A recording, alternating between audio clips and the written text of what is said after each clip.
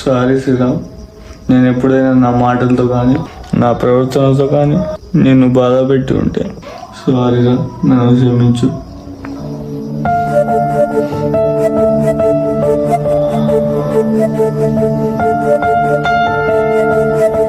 రే మన మధ్యలో సారీ అని కృష్ణ. కృష్ణ, నేను కంప్లీట్లీ షాక్లో ఉన్నా.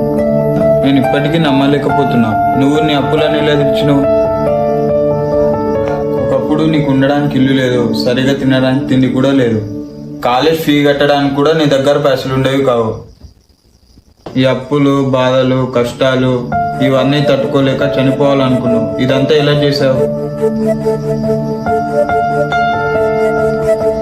నువ్వు ఎలా సక్సెస్ అయ్యావు? నీకు ఇదంతా ఎలా సాధ్యమైంది కృష్ణ? ఎంత పెద్ద సమస్య అయినా గోవింద నామస్మరణమే పరిష్కారం. ఈ కష్టాలు తట్టుకోలేక చనిపోవాలనుకున్న నేను భగవద్గీత నన్ను బతికించింది. భగవద్గీత పూర్తిగా నా మైండ్ సెట్, నా జీవితాన్నే మార్చేసింది. వినడానికి ఆశ్చర్యకరంగా ఉంది. చనిపోవాలనుకున్న నిన్ను భగవద్గీత బ్రతికించిందా? భగవద్గీత నీ జీవితాన్ని మార్చిందా? అవును, భగవద్గీత నాకు మళ్ళీ పునర్జన్మనిచ్చింది.